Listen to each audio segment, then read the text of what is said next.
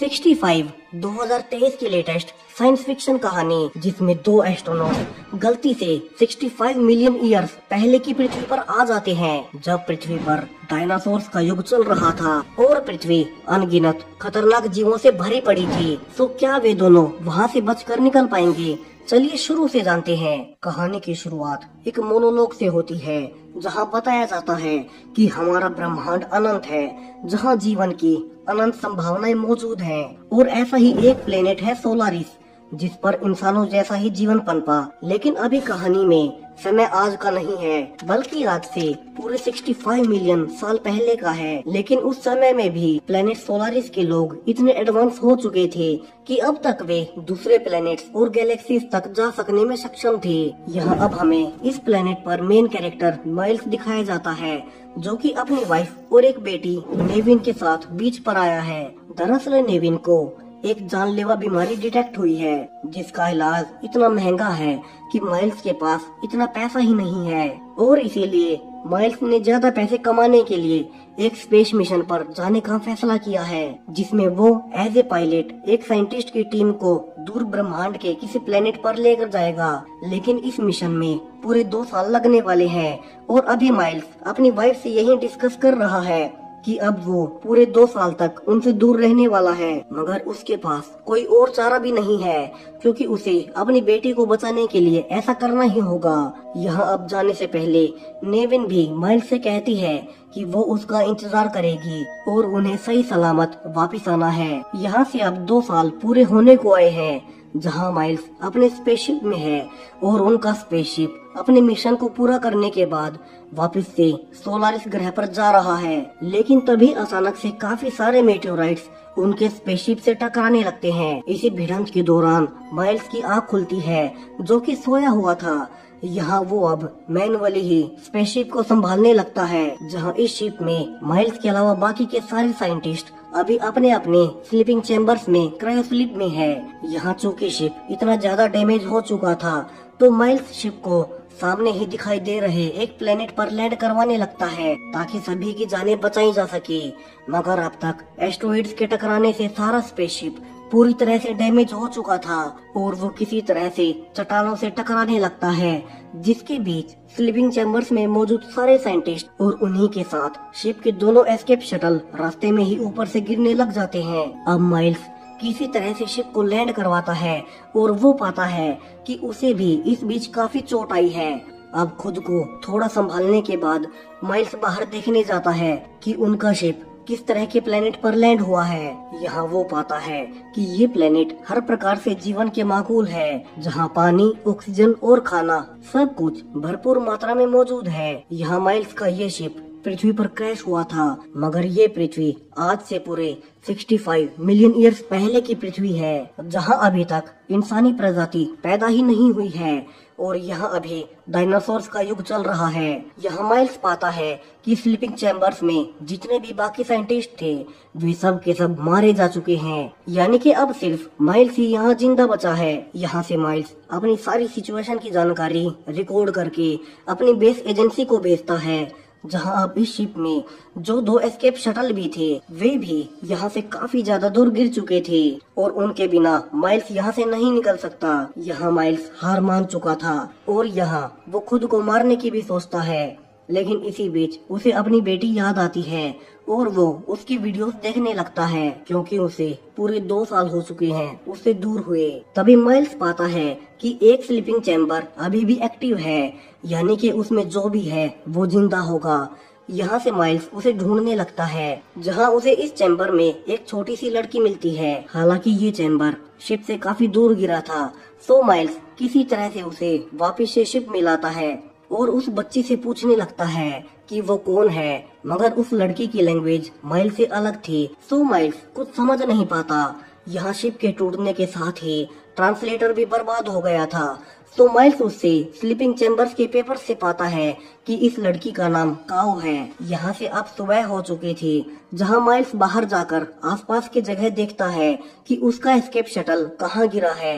यहाँ अब उसे बड़े बड़े डायनासोर्स के कंकाल पड़े हुए मिलते हैं। इसके अलावा आसपास वोल्केनोस भी फटने वाले थे। अब यहाँ से माइल्स अपने एडवांस्ड जीपीएस गैजेट से पता करता है कि वो एस्केप शटल यहाँ से पूरे 15 किलोमीटर दूर एक पहाड़ पर पड़ा हुआ है, जिससे वो यहाँ से निकल सकता है। तभी माइल्स पर एक छोटा डायनासोर भी अटैक कर देता है, लेकिन माइल्स किसी तरह से उसे मारकर वापस से शटल में जाने लगता है, जहाँ वो छोटी लड़की भी अब तक बाहर आ गई थी। यहाँ से माइल्स किसी तरह से उस लड़की को समझाने लगता है कि उन्हें यहाँ से 15 किलोमीटर दूर ऊपर पहाड़ पर जाना होगा, जिससे वे एस्केप शटल लेकर यहाँ से निकल सकते हैं। मगर यहाँ वो लड़की समझाती है कि दरअसल इन स्लीपिंग चैम्बर्स में उसके माता पिता भी थे, तो वो उनके बिना कहीं नहीं जाएगी। यहाँ माइल्स को पता था कि बाकी कोई भी जिंदा नहीं बचा है, यानी कि वे भी मर चुके होंगे, मगर वो झूठ बोलता है कि वे दोनों भी ऊपर पहाड़ पर हैं। जिसके बाद कोआ उसके साथ चलने के लिए मान जाती है और माइल्स यहाँ से अपनी एडवांस्ड गन और कुछ बम्स लेकर ऊपर पहाड़ पर चढ़ने के लिए पैदल ही निकल पड़ता है। अब ये 15 किलोमीटर का रास्ता आसान नहीं था, क्योंकि 65 मिलियन साल पहले पृथ्वी पर डायनासोर से लेकर विभिन्न प्रकार के खतरनाक जीव होते थे, जो कि अब माइल्स के लिए एलियंस हैं। यहाँ से माइल्स काओ को लेकर रास्ते में अपने डिवाइस से समझाने लगता है कि क्या क्या चीजें वो खा सकते हैं और क्या नहीं। यहाँ से थोड़े ही आगे जाने पर दोनों को कई छोटे छोटे क्रीचर्स मिलते हैं, जो कि इन पर अटैक भी कर देते हैं। मगर चूंकि माइल्स के पास उसके फ्यूचरिस्टिक वेपन थे, तो वो किसी तरह से खुद को और काओ को बचा लेता है। यहाँ अब दोनों काफी दूर आ गए थे, जहाँ रास्ते में दोनों पानी भी पीते हैं। उसके बाद माइल्स अब एक पेड़ के ऊपर चढ़कर अपने जीपीएस गैजेट से अपने और एस्केप शटल के बीच बची हुई दूरी मापने लगता है। मगर तभी उस पेड़ की टहनी टूट जाती है और माइल्स सीधा नीचे गिरता है, जिससे अब उसका एक हाथ काफी घायल हो गया था।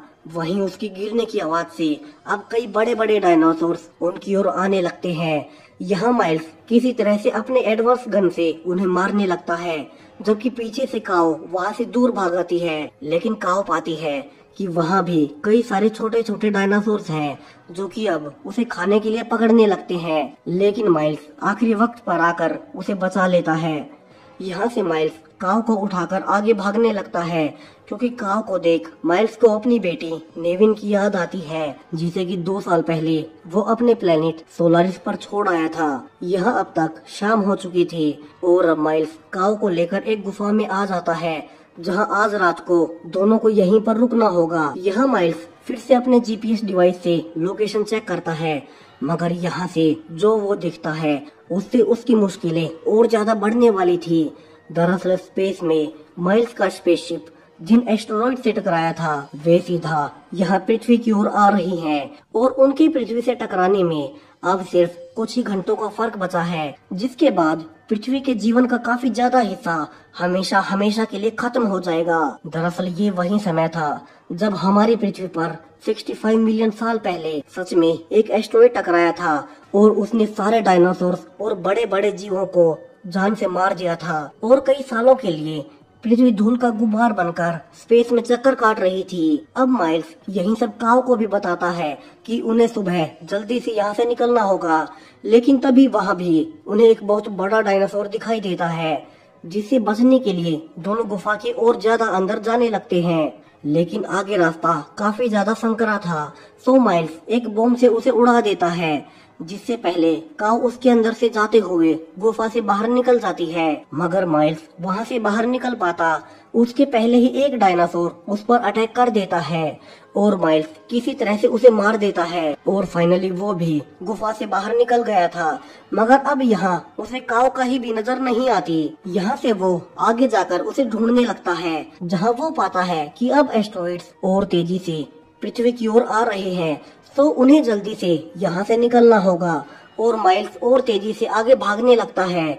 मगर इसी बीच माइल्स गलती से एक दलदल में गिर जाता है और धीरे धीरे उसके अंदर जाने लगता है। यहाँ से वो काऊ को भी आवाज देता है, जिससे काऊ आखिरी वक्त पर आकर माइल्स को अंदर से निकाल लेती है। यहाँ से बाहर निकलने पर माइल्स काऊ को समझाता है कि उनके पास ज्यादा वक्त नहीं है, सो दोनों जल्दी से यहाँ से निकलने लगते हैं और शाम होते होते दोनों फाइनली किसी तरह से अब एस्केप शटल तक पहुँच जाते हैं। यहाँ माइल्स फाइनली ये जानकर खुश होता है कि ये शटल बिल्कुल ठीक है और ज्यादा डैमेज नहीं हुआ है।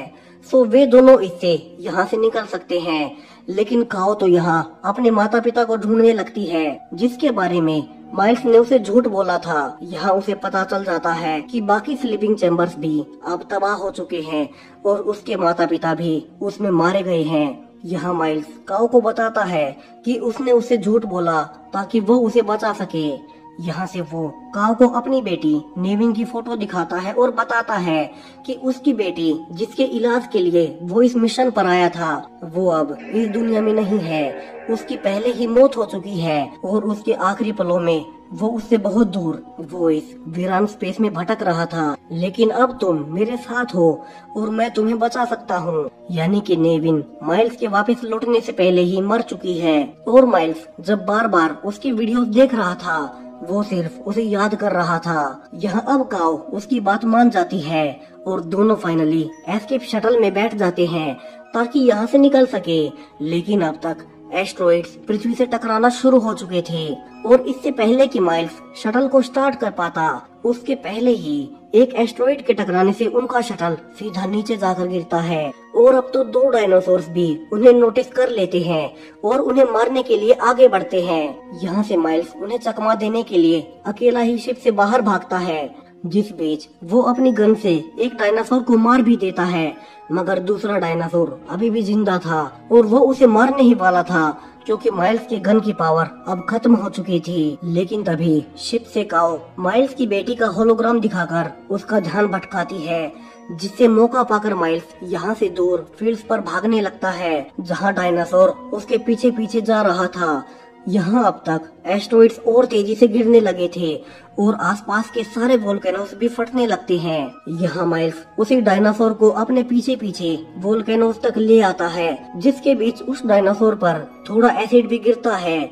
मगर डायनासोर इससे और ज्यादा गुस्से में हो जाता है और अब माइल्स आगे भी नहीं जा सकता था और वो डायनासोर माइल्स को मारने ही वाला था कि काओ आती है और उस डायनासोर की आंख पर वार करती है, जिससे अब वो डायनासोर खुद ही वोल्केनो के ऊपर आ जाता है और इस बार वोल्केनो के फटने से ढेर सारा एसिड उस पर गिरता है और वो डायनासोर वहीं मारा जाता है। यहाँ से माइल्स और काओ दोनों ही जल्दी से एस्केप शटल में आ जाते हैं और माइल्स शटल से जल्दी से एस्ट्रॉइड से बचते हुए किसी तरह से पृथ्वी के एटमॉस्फेयर से बाहर ले आता है, जहाँ उन्हीं के पीछे पीछे अब कई बड़े बड़े एस्ट्रॉइड पृथ्वी से टकरा चुके थे और पृथ्वी पूरी तरह से तबाह होने लगती है।